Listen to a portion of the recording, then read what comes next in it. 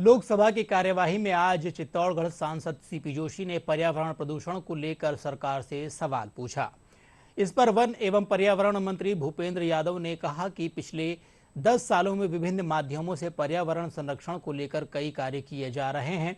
वहीं जोशी के पौधारोपण अभियान को लेकर किए गए पूरक प्रश्न पर मंत्री यादव ने जवाब दिया कि प्रधानमंत्री नरेंद्र मोदी की ओर से एक पेड़ मां के नाम अभियान शुरू किया गया है, जिसके तहत देश भर में पौधारोपण किया जा रहा है। माननीय अध्यक्ष महोदय, मैं आपके माध्यम से एक महत्वपूर्ण विषय पर माननीय मंत्री महोदय से निवेदन करना चाहता हूं। पॉल्यूशन को लेकर माननीय प्रधानमंत्री जी के नेतृत्व में पिछले 10 वर्षों में कई नवाचार हुए हैं। शहरों और गांवों में गंदगी को मिटाने और प्रदूषण को नियंत्रण करने के लिए कई नवाचार हुए हैं, लेकिन अभी भी देखा जाता है कि शहरों और गाँव में, कस्बों में कई इंडस्ट्री ऐसी होती है जिसके चाहे भूमि प्रदूषण हो, चाहे वायु प्रदूषण हो, जल प्रदूषण हो, इस प्रकार के एसिड और जो पानी में और नदियों में बहा दिए जाते हैं, पशु वहां मरते हैं, आदमी पानी पी नहीं सकता। तो इस प्रकार के प्रदूषण को नियंत्रण करने के लिए सरकार कई बार खेती आसपास की बंजर हो जाती है।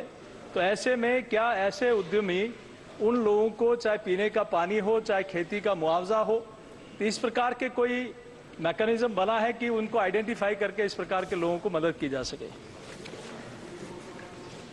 माननीय अध्यक्ष महोदय, national clean air mission programme में पिछले 10 वर्षों के अंतर्गत 15वें वित्त आयोग के द्वारा 11,210 करोड़ रुपए स्वीकृत किए गए। जैसा कि माननीय सदस्य ने प्रश्न उठाया है, यह जो कार्यक्रम है इसके अंतर्गत एयर क्वालिटी, वाटर क्वालिटी और सॉलिड वेस्ट मैनेजमेंट और उसके साथ साथ डस्ट मैनेजमेंट के लिए पैसा उपलब्ध कराया जाता है। जहां तक पानी के पॉल्यूशन का विषय है, माननीय सदस्य महोदय ने ये सही विषय उठाया है। हमने जिन 131 शहरों का चुनाव किया है उसको इसी आधार पर किया है कि जिनके विगत 5 वर्षों में एयर क्वालिटी के स्टैंडर्ड नहीं छुए गए हैं, जिसमें सारे विषय शामिल हैं, पानी का भी है, वायु का भी है, सॉलिड वेस्ट मैनेजमेंट का भी है, उसके लिए धनराशि प्रदान की जाती है। मैंने 131 शहरों की सूची भी इसके साथ संलग्न करी है और उसमें हमारे द्वारा वाटर क्वालिटी को सुधारने के कार्य लगातार किए जाते हैं, जिसकी सीपीसीबी से मॉनिटरिंग की जाती है और प्राणा पोर्टल पे जिसका अपडेट भी रखा जाता है। माननीय सदस्य सप्लीमेंट्री। माननीय मंत्री महोदय ने बहुत विस्तृत रूप से लिखित में भी जवाब दिया और अभी भी आपका जवाब आया है। इसको पॉल्यूशन कंट्रोल के लिए कई बार प्लांटेशन किया जाता है, बड़ी संख्या में सीएसआर में उसको दर्शाया भी जाता है।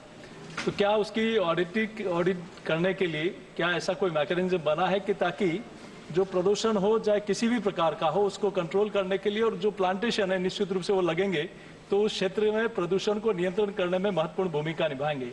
तो इस प्रकार का कोई मैकेनिज्म बना है कि कितने पौधे लगे हैं, कितने सार संभाल हुई, कितने चल रहे हैं? क्या इस बारे में माननीय मंत्री महोदय से मैं जानना चाहूंगा। बहुत धन्यवाद।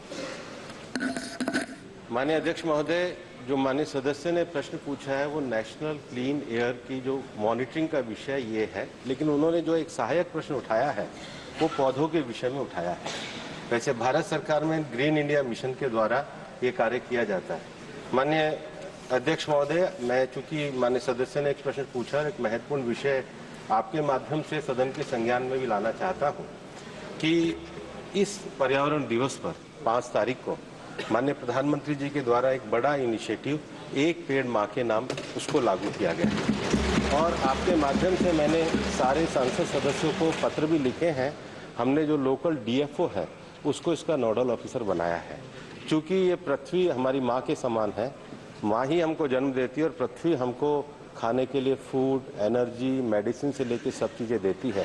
तो मैं आपके माध्यम से आह्वान भी करना चाहूँगा कि एक पेड़ माँ के नाम मिशन है, वो ट्री प्लांटेशन के लिए एक बड़ा कार्यक्रम है और आपके माध्यम से ये सदन भी उसमें सहयोग करे, ऐसी अपेक्षा करते हैं।